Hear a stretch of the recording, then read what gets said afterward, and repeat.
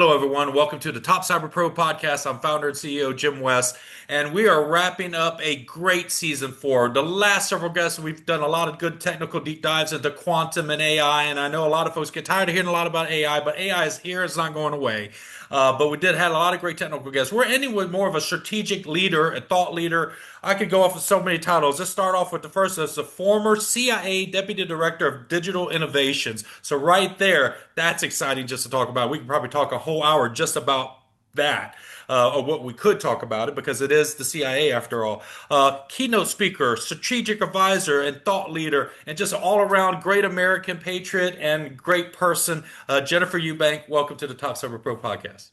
Thank you so much, Jim. And wow, I want to listen to that person. I'm not sure that I will live up to that. I will do my best, but I'm Well, really delighted to join you today. And I appreciate that, you're bringing on somebody who's a little less technical, but has a different perspective to bring to the cybersecurity fight. And it is a fight, and it takes all different perspectives. of course, and I love that you said that about perspectives, because we would like to just get a little bit of your perspectives in several roles that you had. The most important role, I looked over your LinkedIn profile. And one of the things you mentioned is that you founded the CIA Office of AI, and obviously, as an emerging technology that is here today, and every day there seems to be another great advancement, a new feature, a new thing about AI. And when the people talk about, we just got the tip of the iceberg. We still have not seen beneath the ocean of how deep this thing is going to go and how it will forever change our lives.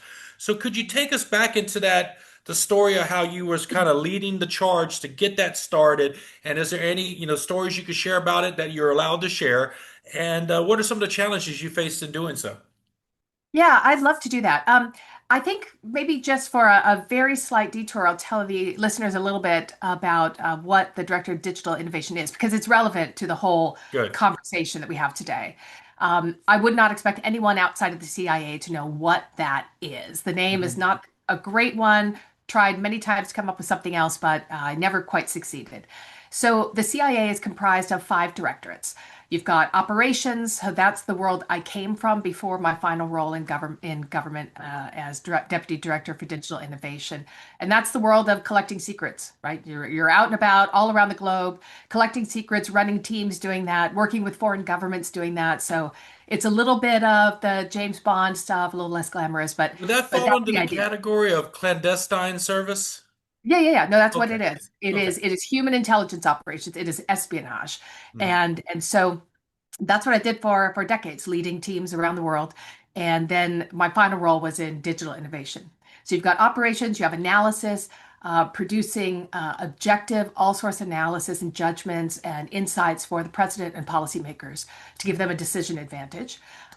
They're amazing people who tell policymakers what they need to know, not what they want to hear. That's hard in Washington. Yeah. Next one is science and technology. So it's largely technology with a physical manifestation. Think about sensors and air platforms and things under the water. And my counterpart used to say it was everything from mascara to satellites, which was a great way of putting it. Uh, Tremendous leader. The other is support. So it's all the stuff you can imagine and about 100 things you could never imagine to run a secret intelligence service all around the world. So medical care, um, logistics, security, you name it, and we had to do it. And then digital innovation was the last one created. And that was created in 2015 in recognition that of the idea that, digital revolution was changing everything about how we live and work. And so the CIA rightly saw that we really needed to get out ahead of this, but we were already changing, right? That's the nature of the espionage business. You're constantly adapting, you're meeting new threats all the time. But they realized that there would be potential power in bringing together all the elements of digital tech to work in a more cohesive way with a strategic framework. So that's enterprise IT, global secure communications, a huge mission for the CIA, cybersecurity. That's why we're here today. But also, what was new at the time for the CIA is to really take a strategic approach to data. So, data strategy and managing that, like getting all that right. Excuse me, open source intelligence, the world of commercially and publicly available information. cyber collection and analysis. So this would be the good guys going out and hacking the bad guys to steal secrets on the plans and intentions of our adversaries. And they are the world's best, I will say immodestly. And then a training and education mission for the agency as a whole to kind of help this entire workforce figure out like how am I going to embrace all this new stuff? How am I going to work in this new environment? And so when I took that job in 2019, I was there until 2024.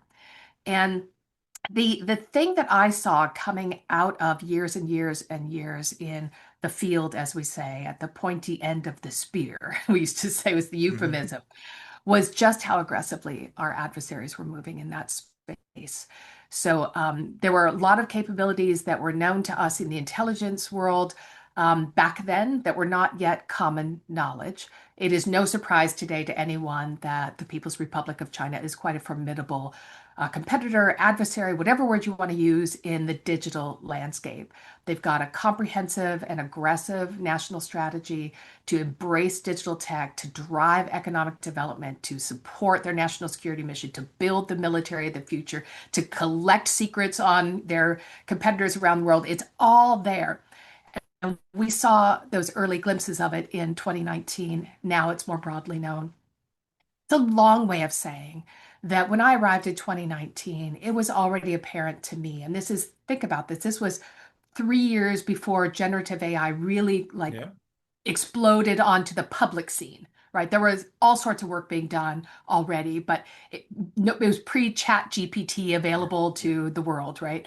So in 2019, it was already apparent to me that we had to get AI right or lose, that it was Yes. an existential issue in the intelligence world, that we had to be able to make sense of vast amounts of data and be able to do that at machine speed and machine scale, because we would never have an army of people to sit there and like monitor ones and zeros flowing past a screen. They would have to be able to leverage machines.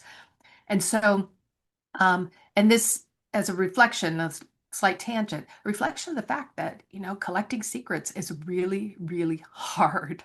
It is harder than ever in the digital tech world. Think about that. There's nothing you can, I'm exaggerating a tiny bit, but almost nothing you can say, do, go, people you can meet, without that being noted by a sensor somewhere, right? And that sensor might just be this The multifunctional mobile one that you phone. have in your pocket, but it might be your vehicle. It might be smart city systems. It might be smart building systems. It might be, satellites. It might be 1,000 different things. It's what was the, I think it's like 20 billion Internet of Things sensors now around the world, right? So imagine trying to conduct secret intelligence operations without being seen. A long way of saying that I knew it intuitively. I knew it from seeing what adversaries were doing, that we had to move fast and we had to get it right if we hoped to win. And, in my book, you don't have a choice, you have to win. Yes. So that's a really long way of saying that um, bringing all those elements together into one directorate, as we called it at the CIA, having some sort of a unifying strategy was really the strong foundation on which AI could be built. And so I did create the Office of Artificial Intelligence, so the CIA's enterprise effort across, and named the first director for AI for the CIA. And that was, I'll be off by a couple months, but it's probably 2 years before the rest of the government did that.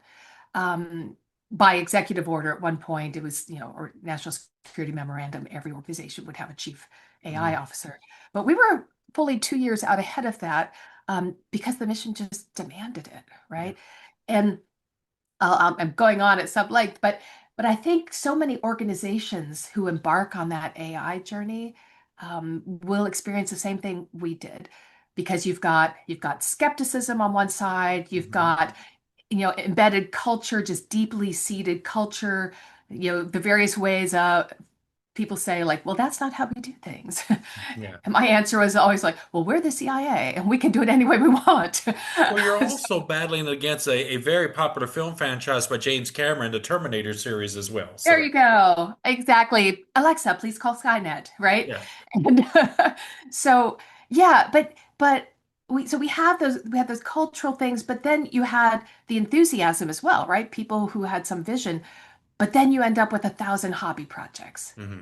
right? Is like I'm gonna dabble. And the thing that was apparent to me pretty quickly and was definitely apparent to our extremely talented and knowledgeable director for AI is that that was never going to scale. We were never going to be able to build the big, ambitious capabilities of the future if we simply continued down the road of hobby projects. We had to have a strong foundation. Nobody wants to build the boring foundations, right? Nobody wants to invest the money in the data and in the systems and the rest of it. They just want the fancy tool. And so we had to develop a comprehensive strategy that balanced that, right? You want to uh, encourage that enthusiasm for adoption and experimentation. So you need to do a bit of this stuff up here. You have to get the foundations right, and then you have to be able to build systematically. So um, I think it was during my time one of the most transformational aspects of CIA's, let's say, journey in digital Hmm. tech.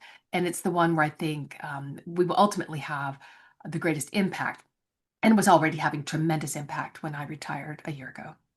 Well, I love some takeaways that I want to kind of repeat for those that are watching this is the CIA was, according to Jennifer, was already 2 years plus ahead of the rest of the world, right? The rest of us. And you know what? I was in Hawaii at a conference where a question got posed in a Q&A about what organizations have the best in class security programs on the planet. And Mm. people mentioned the CIA, NSA, they mentioned the three-letter organizations, and some people said banks, and banks kind of have to, they protect our money, right? But then I raised my hand. I said, I got one that trumps all of them, organized crime syndicates. And a lot of people just chuckled and laughed at me. But I said, I went on to prove the point. I said, organizations that are ready and willing to adopt emerging technology the fastest and leverage the power of that, the capacity of that, such as the CIA, is a necessity when you want to be on as the spear or the cutting edge of that capability. And so the fact that they had a 2+ year head start, that's a great testament to how an organization like that stays relevant, stays current, and evolves with the threat landscape. Because, there's a term a lot of people talk about future proof, future ready. You got to be there at the bleeding edge of that. And I commend that organization for doing that because it's a necessity, right? And I know some people watching this, and again, I don't want to get into the political or the caveats of, Yeah. oh, well, espionage is bad and this. Look, every country on the planet has an espionage program. Let's start with Right. that statement, right? Everybody has. World's second oldest profession. This is the world's oldest profession, right?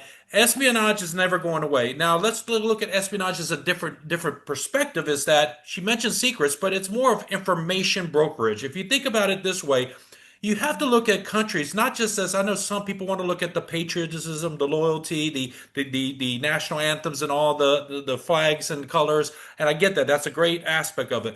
But you have to start looking at countries as companies. And I say that not to be too condescending, but they have to move and operate like businesses do. Businesses have trade secrets, business has copyrights, trademarks, patents, and so Yep. forth. And with that being said, when we look at like the Russia and Ukraine, when they first took over that port, that first incursion they did years ago, people was like, oh, that's so horrible. And regardless of what the Russia side was talking about history and they owned the land, regardless of the history, the bottom line was they were paying a high dollar amount to use that port, which was their only access for most of that goods and shipments out into the sea. It was a very high amount. I don't know the exact amount, but I'm sure it's Googleable. But they were paying to use it for only so many hours of the day. So, as a business decision, Putin just said, we would just take it over and we'll have it 24/7. It was a smart business strategic move to have access to that port. Now, what we're seeing today is a little bit of spreading of that footpath because you got to get the trucks in and build trains and you got to be able to put more stuff through that port. That's another discussion. But the point is that I'm trying to get people is that information brokerage is well and alive and will never go away.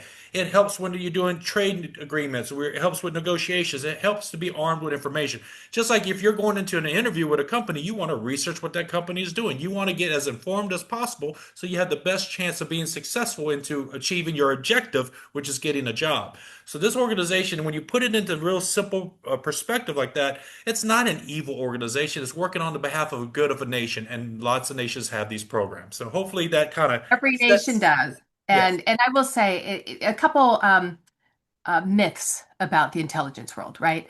So it's not a crystal ball. It doesn't tell you the future.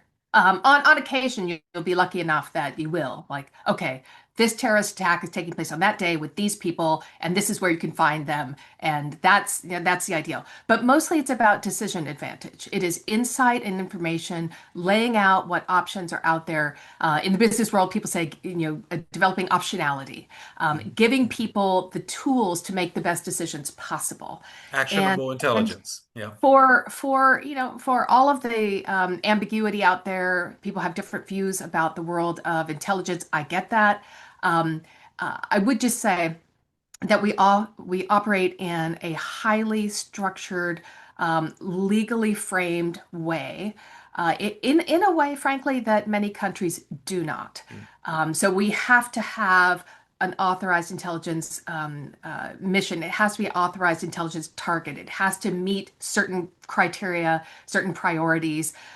We have a concept where you use the least intrusive methods to get information, and you only climb that ladder to the most sophisticated, like outlandish, audacious sorts of things when there's really no choice and nobody else can do it and no other way to get information that is critically needed. The whole idea that somehow, CIA or NSA or others are just, hoovering up the internet and monitoring everyone, that's just complete conspiracy theory. No one has the money to do that. No one has the time to do that. Nobody has the interest to do that. They want to stop a terrorist attack. They want to know what, our key aggressive adversaries planning to do to harm us. They want to identify spies in our midst. They want to stop the proliferation of nuclear weapons to rogue countries. Like these are the things people care That's about. what we want. I don't care who you're talking to and who you're writing on email, unless it's Al Qaeda. Then I'd like to know. Mhm. But back to something you said, I just want to touch on it, because um, it is the mission that drives the sense of urgency and innovation, right? So yes, we were out ahead of others, but that's frankly just what was demanded for us to be Mhm. able to succeed, to thrive ideally. We just had to move, and I think maybe that's one of the key differences. And so you made this comparison. Maybe we can debate this over a cocktail one day. Okay. I view Russia's activities as far more evil, malign, and nefarious. Mhm. They have done something truly, kind of historically evil.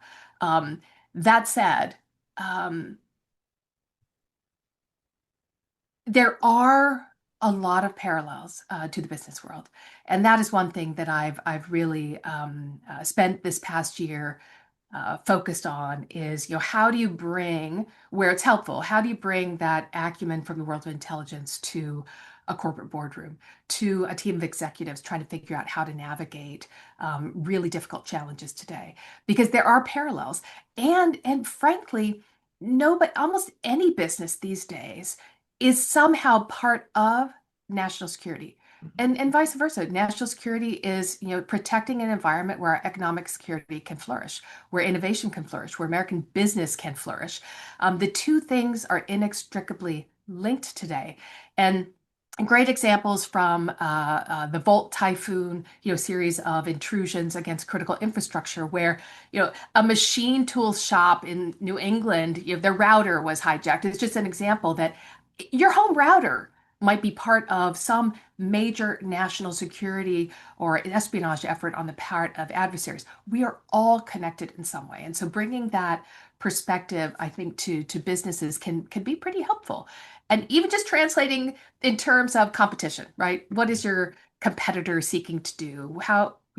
How might your competitor, target you? There are bad guy competitors out there as well who are trying to break into your systems and steal IP and understand what your development cycle is.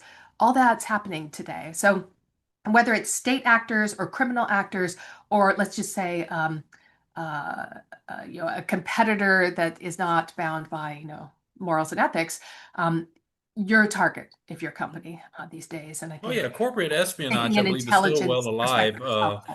Yeah, particularly foreign corporate espionage, Yeah. but more so to your point about the attacks are nonstop. So you have state government, federal government, and then you have the commercial businesses that are supporting a lot of these different branches with products and services. So we're all at risk of like ransomware. We're at risk of just general cyber attacks. I believe the governor of Minnesota today has asked for the National Guard to help with a cyber attack they've had. Uh, Details surely that will hit the internet real soon. But my assumption is it's probably a ransomware. A lot of school districts have been shut down due to ransomware. So all these things Local affect both governments, local. universities, regional hospitals, you name it. Yes.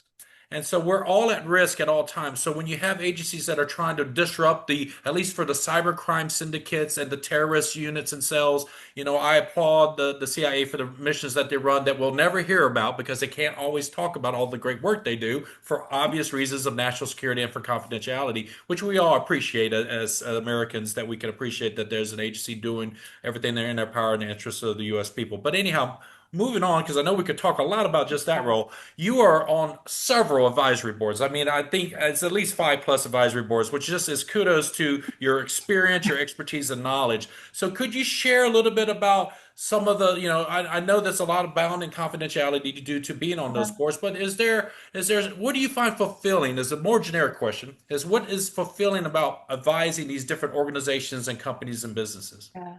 Yeah, thank you. So I'm on you're right. I'm on a number of boards, both boards of directors and boards of advisors.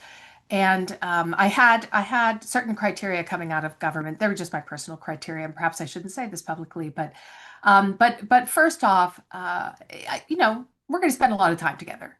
And so I thought, okay, an organization with a great culture and great people that you would learn from, contribute to, and that you enjoy spending time with, right? I came decades and decades in government, and this is my encore career, as I called Yeah. it, and I can make it what I want. So that was criteria number one. Probably not the best one to say use first, but second, they had to be doing something that helps our country, that helps our national security. If it's tech, it had to be good tech, and it had to be for good, not just good tech, but tech for good. And third, it had to be, if bonus round, if it's helping our allies around the world as well and is working to build partnerships between government and industry, great bonus. And so all of the organizations that I joined, with the exception, well, they're all doing various versions of that. So I am on a not-for-profit. That's my kind of love project, which is I serve on the board of directors of the CIA Officers Memorial Foundation. So this is the organization that is committed to taking care of the children of officers who die in service. And so primarily college education, but lots of other ways that we support those families through what is very, very difficult circumstances for them. So that I do just out of love and joy when I see, That's these wonderful. students graduate from college and launch off on their careers. And it's just an extraordinary thing. But the companies I'm working with, they really do range across the entire like scope of digital tech. So working with an organization on dark web, data collection and analytics, really critical to gain insights.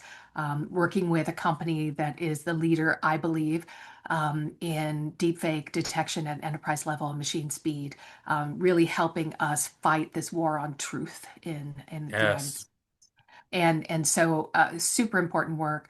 Another company that provides like this full cycle kind of digital tech support to the national security missions, to the three-letter agencies doing everything in that collection and dissemination cycle.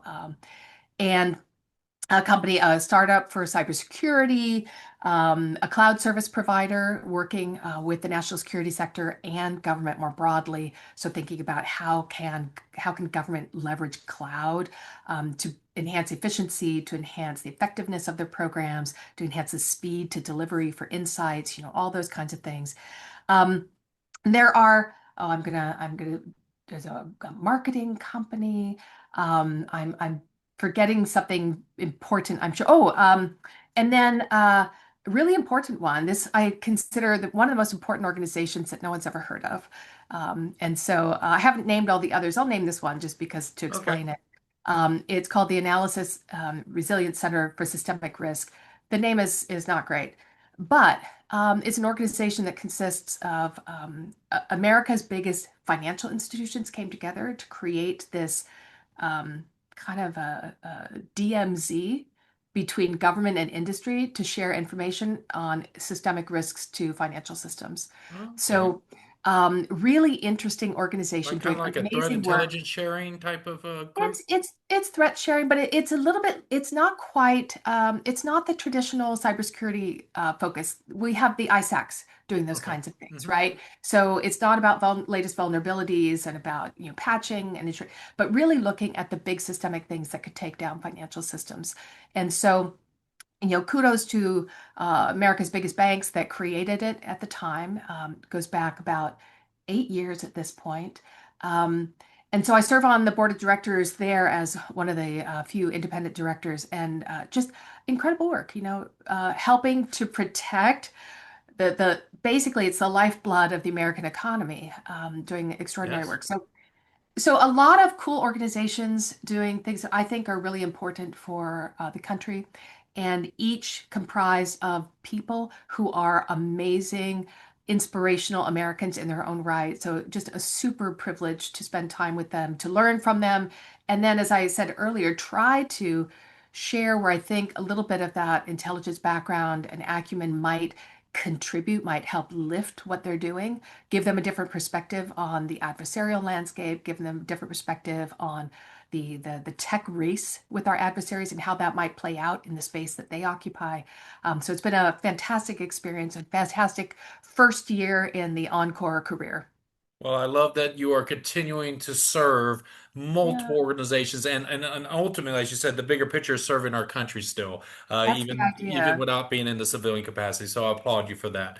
Oh, Um, thank you. this next question is kind of my favorite question to ask all my guests. And this Oh, question is like if we went back in time to a day one when a younger Jennifer said, I want to make, I want to do things that are related to tech, IT, cyber, anything, I know that you did initially serve in what was deemed the clandestine services as a FSO, but at what point is that day one story where you said, "Hey, I think I want to learn more about these technical things," and are you willing to share that story with us?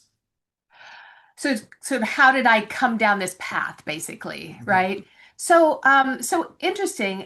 Maybe it was always in the cards. I don't know, on the cards. I will admit something, in the privacy of our conversation here that no one's ever going to hear, right? Um, but The so internet is forever. the internet is forever. I'm just joking. I'm an open book. So. I am a failed engineering major. So I started off in engineering my freshman year, and I graduated in poli sci and French. And so that was largely due to the fact, and I'll admit this, that I enjoyed my social life as a freshman, and my advanced math classes were at 7 a.m. And so that did not quite work. And so I had the interest and then went off on a different path. But what was interesting about that whole journey in the world of international espionage, not a phrase you hear very often, is that it really did parallel the arc of technology development as well. And so think back to what I was saying about innovation and about mission driving innovation. So that was my day every day. Incredible challenge, something impossible. How do we MacGyver our way there? I like that, Right. So MacGyver. Yeah. right. So how do we do it? Or Apollo 13 moment, like Yep. lay out all the resources you have, the people, the expertise, the technology, and you only have one choice, which is to solve problem X, get there. How do you do it?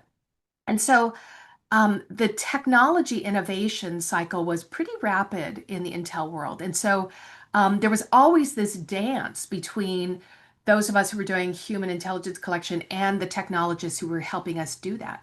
And so coming out of that world, it wasn't as if you're coming from a full stop into a running race in digital tech, because I had been on the user end and on the innovation end for decades. And then in those last couple roles in the field, leading big stations, what we call our teams overseas, and then big intelligence community teams overseas.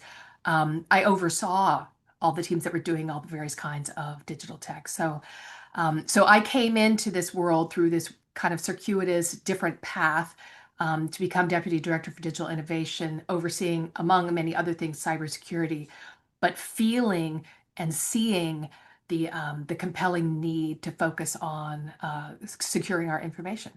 And it may sound hyperbolic to some of your listeners, but I used to tell people in the organization, hey, look, we undertake extraordinary risk to collect some of the world's most sensitive information. There are times literally when lives are put on the line to do that because it is that important. And now, if I can't guarantee the security of the data that would identify those people, then why the heck are we doing it? Right? They have to go hand in hand. We cannot be, these bold risk takers undertaking these incredible operations in order to steal sensitive information and then not approach our cybersecurity with the same commitment, passion, dedication, and like that sense of real potential loss, right?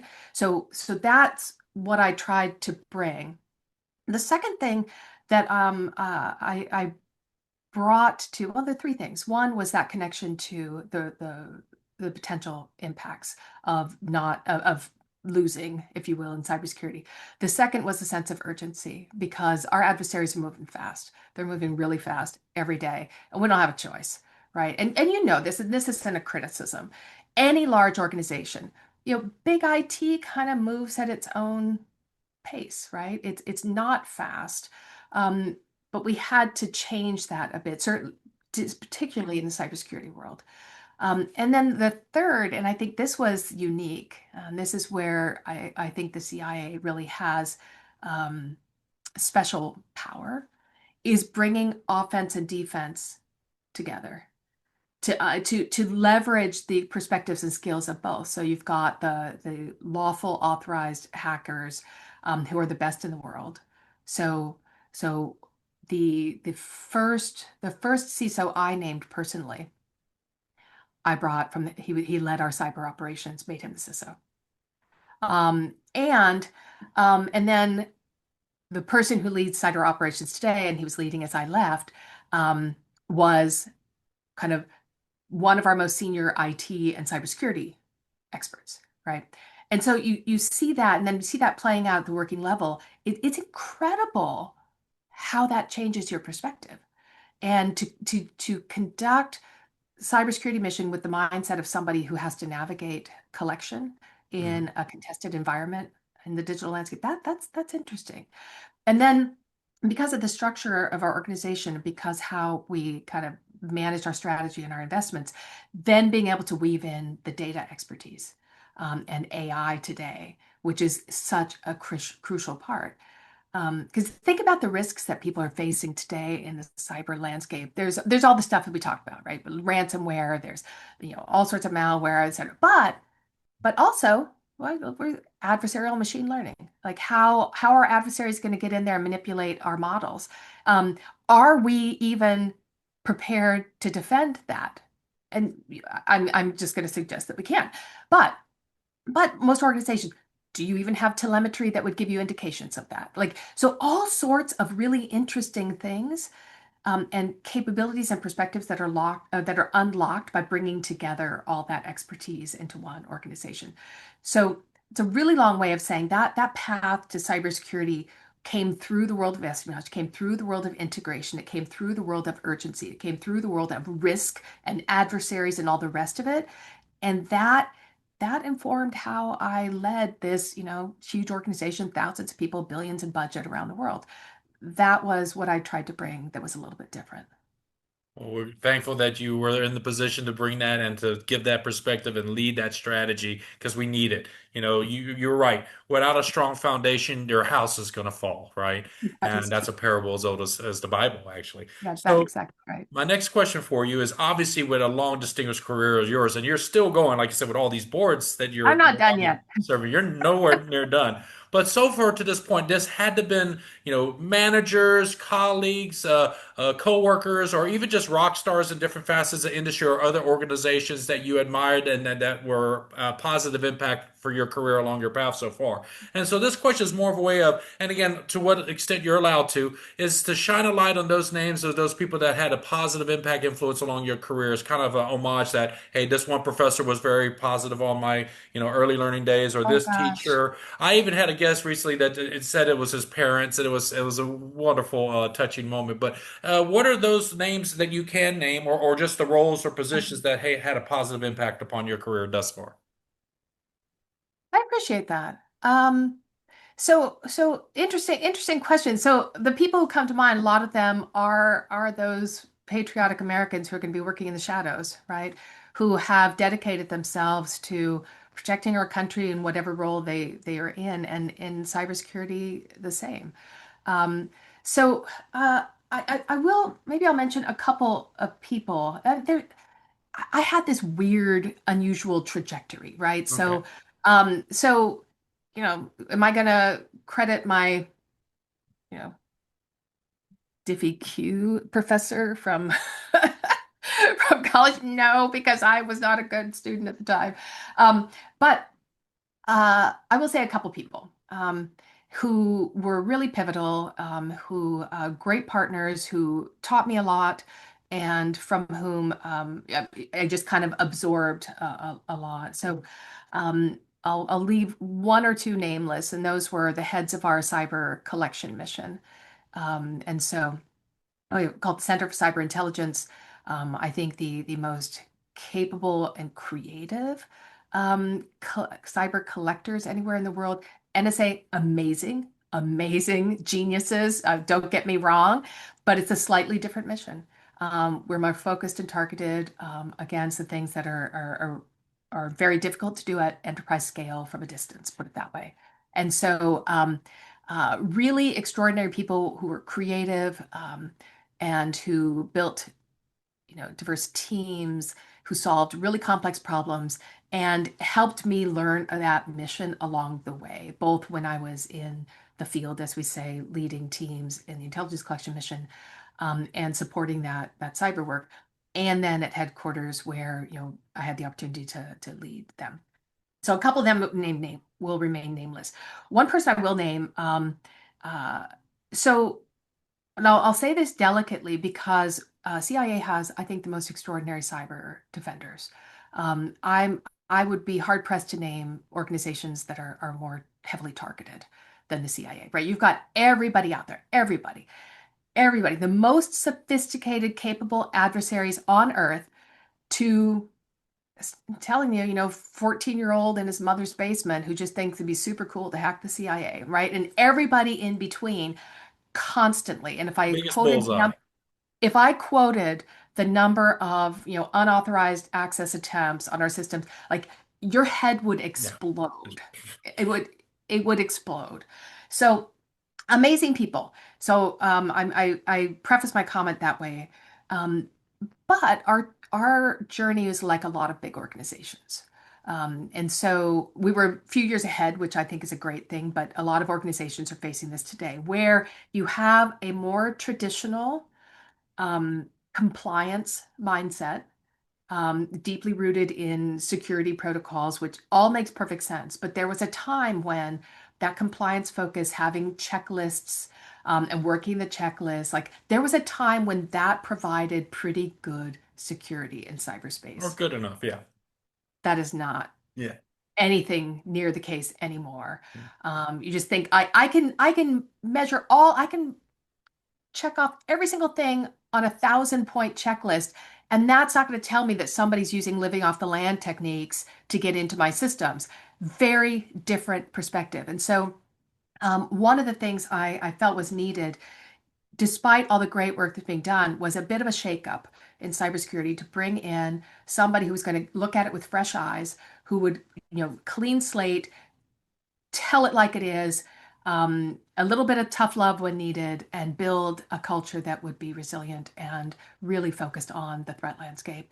And so I brought in a CISO from industry, one of America's, I thought, most respected CISOs. He had been CISO 3 times at big international corporations.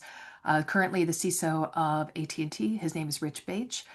He actually wrote a textbook that was being used by CISOs many years ago, like on how to be a good one, and just wanted to bring in a fresh set of eyes to look critically at, all the things we were doing really, really well, and there were many of them, and places that we could benefit from a slight, tweak here and there. And so um, became a fantastic partner for me in running the organization, and I think left behind really significant change that kind of resonates still today. And what I admire about that is the ability to apply an analytic mindset to a new environment, to be bold bureaucratically, which is hard in Washington. Oh yeah. Uh, yeah, and to just, call things like they are. And so I think we benefited tremendously from having him at the CIA, and now I'm sure AT&T benefits equally, having him there tackling what is another kind of piece of our national security puzzle, right? The telecommunications sector. Well, I appreciate you sharing and shining a light on some of the roles and the folks that have had a positive impact on your career. Because again, we're nothing without our teachers, mentors, coworkers, colleagues, managers. Even the bad ones sometimes inspire us to do better and be better, right? If we And so want to that's talk about the operational world, I'll give you a dozen names, but we're here to oh talk yeah. about cyber.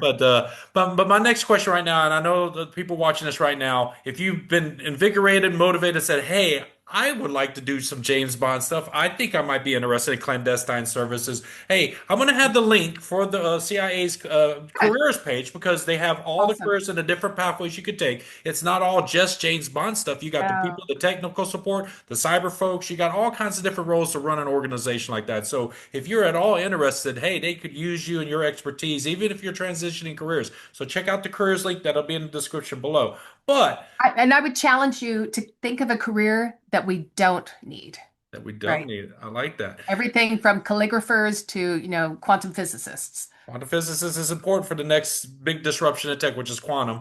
I'm actually going to be in Times Square in about a week and a half speaking on quantum computing at the Okay. SICA GRC conference. But not to go down that pathway, my question now for you is, if someone watching right now is interested and they're like, hey, I would love to serve my country doing something neat like this and working for a great organization, neat organization like this. Besides just the careers page, what would be your guidance and advice? So if someone says, "Hey, what's the first thing I need to look into, or what's is there a course I could take, an aptitude course, or etc." But what would be like some of the first steps I could look into beyond just the careers page?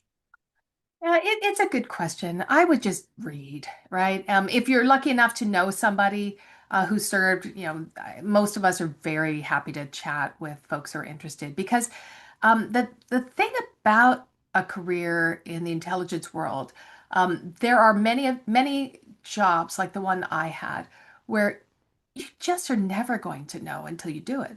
It's just no amount of telling you can really prepare you in some way. And there's no specific path. There's no specific path of study or preparation, for example, for the world I was in, if we just use that as one example. We had everything from lawyers to doctors to marine I biologists mean, to everything, yeah. poli sci and French majors to you name it. And it was really about other things. Are you resilient? Are you intellectually curious? Do you actually are you actually interested in, who's going to win I the look at it election? as a all in. Like, are you ready to really be all in? And if And you have so, to be. there's a place You for you. have to be. Because and cybersecurity is an interesting example, right? Because there is an incredible war for talent right now. We as a country, we have a huge gap in available talent in the cybersecurity field, which is only continuing to grow. Um, and so for CIA, it was always something else. We do really well, honestly, really, really well, bringing in amazing talent. But it's because there's a compelling mission. Um, Mhm. and if you really like, frankly, you really like being challenged, right? You want a tough problem to solve and you want to find creative ways to do it. And you don't mind the pressure of urgency and the pressure of adversaries really coming after you constantly. Like, that's the place to be. Because in that, I'll use the word carefully, pressurized environment. I don't mean like intellectually pressurized, bad management pressure, but like there are all these pressures on the CIA. But in that pressurized environment, right, magic happens, Mhm. right? We so talk about how, diamonds are forged under pressure, Pressure. not rocks smoothed by time, right? And so, or stones smoothed by time. It was, it's really in that environment that you can innovate, you can build diverse teams, you can solve really complex challenges. And for a lot of people, that is tremendously satisfying. And that compensates in a way for the fact that, okay, you're not going to make as much money working at the US with the US government as you would working for one of the big cyber threat intelligence companies. But man, you can go home every day and feel like, you know what, I did something for my country. Yeah. I did And you could something that be a made a difference. cyber James Bond. You could be the You can cyber be pro that anything. that And really defends national yeah, security and the and nation. So And the thing, even like I said, so many different paths come into government. So I can't really give you great examples of like classes to take or not to take. Just if you just read, you're intellectually curious about the world, you can communicate well, then you're already off to a great start. But once you're in, the really fascinating thing that people don't necessarily think about is that you've got limitless pathways for the future. It's not one job for 30 something years, as in my case. It's different jobs every couple of years if you want, and you move laterally to do something completely different, or you move to a different country and it's different language, people, issues, topics, all this kind of stuff. It can be as diverse as you want. So I may come in as a cyber defender, but then I decide, okay, I'm going to go using our amazing resources internally to go and study data science. And then I'm going to, go do work AI programs. And then I'm going to work counter AI in cybersecurity. And then I'm going to go do collection in cyber. And then I'm going to go to science and technology and work on one of the big collection platforms somewhere. Like you can do all these different things. And then I'm going to go work on policy and I'll work with people on the Hill. And it's just a limitless number of paths. And for people who are, I've said the term a couple times, but if you're intellectually curious, and you really want to know things and try new things, I can't think of a better place to spend your time. wonderful. I love that. So, folks, check out the links below. Read. If you can read and comprehend, like I always say for cyber, when people are like, oh, how do I get started cyber? I'm not that technically adept. I said, look, if you can read and comprehend, you could do cyber. And that's pretty much the same message. Just read, check out some of the information and links below, and Yes. maybe start a long, great career just like Jennifer's had. And again, Yeah. there's no conventional or one way in. There's multiple paths in. So I love that answer. Thank you so much for giving us that perspective. Now, I'd like to do what I call my moment of levity, where I Yeah. kind of do a quick fire round of questions for my guests. There's no right or wrong answer. I'm just going to throw questions at you. First We're answer just comes going to to mind. reveal how nerdy I am. All right, let me start with an easy one. Is a hot dog a sandwich? Oh, no. Okay, not a sandwich. Good. Cake or pie? Um, Pie, Pie. What kind of pie? fruit pies, Fruit pie? Hot or cold fruit pies? warm, Warm fruit pies. Okay. neither hot nor cold. This one's going to split the room. Okay. All Star right. Wars or Star Trek? Okay, so I'm old, right? So it is Star Trek. Star Trek. Which crew? I was I'm a assuming the original The crew with original, the original. I'm a Shatner, child of the 60s, so it Shatner, was the Nimoy. original. Yeah, What a great crew. And we still have Shatner, but Leonard Nimoy gone too soon. that's Um, right.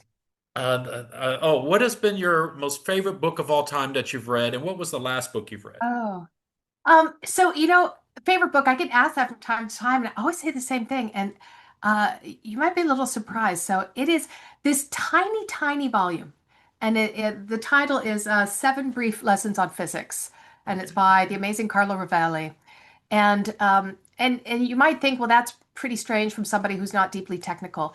However, it is one of the most beautiful little books ever written. And he writes about physics and the limits of our understanding Is it with on your full shelf by any color. chance? Um, it is, Not to put you on the spot. hold on. Okay. And this was not planned because I'm sure if we planned it, she would already had the book in Yeah. hand. But thank you. Oh, look at that. So Wow. it's tiny, Uh-huh. and it is just 7 brief lessons, but it is, like I said, it's written by somebody with the soul of a poet.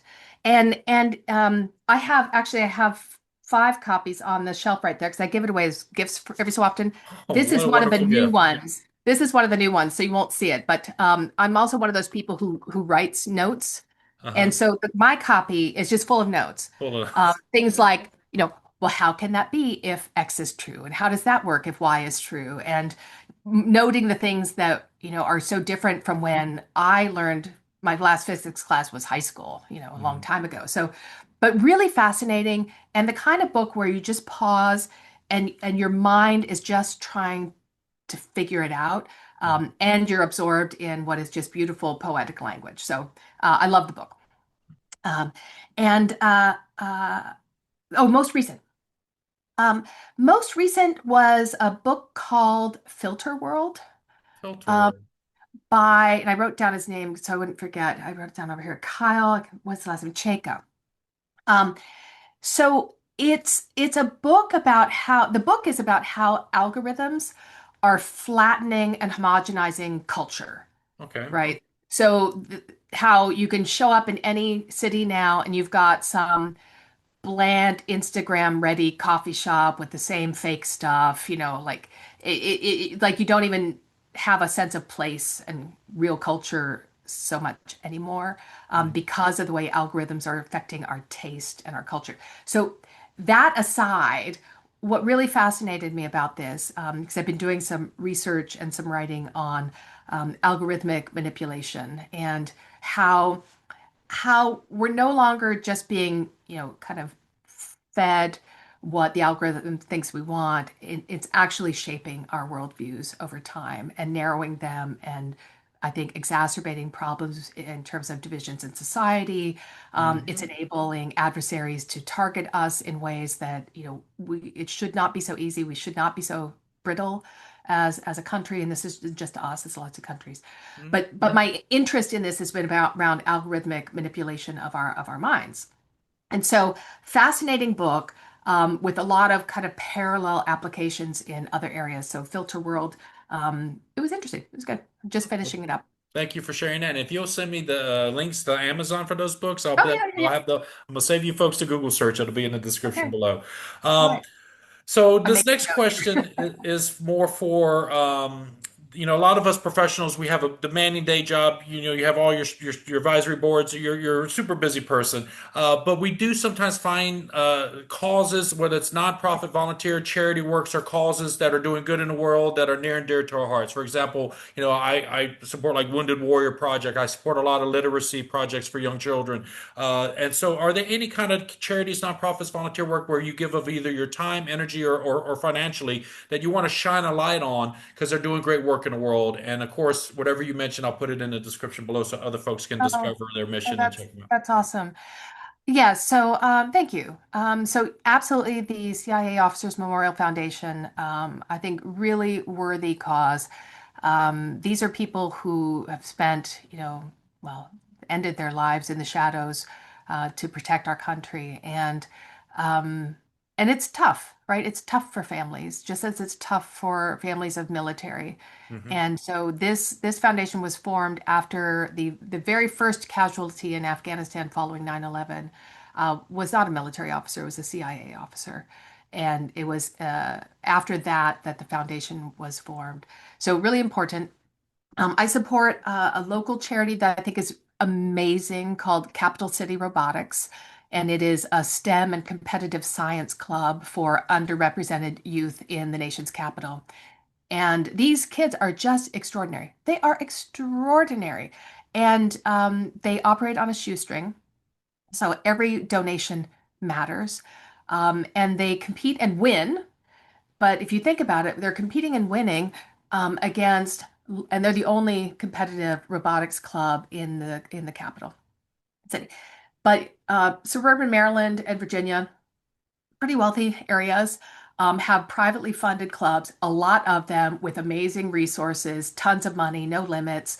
And so I choose to spend some time and money to support these amazing kids because they're our future, entrepreneurs and technologists.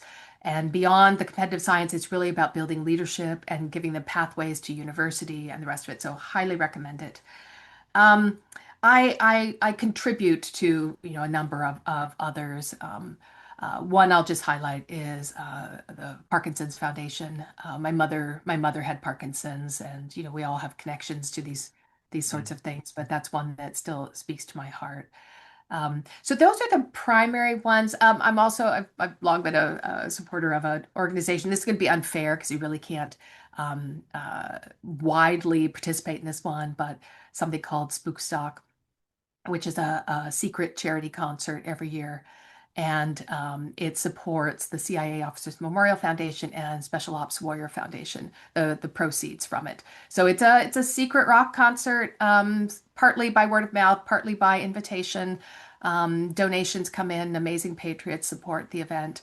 And it's held at a secret location, intimate, and they bring in amazing acts and rake in a nice, tidy sum of money twice a year.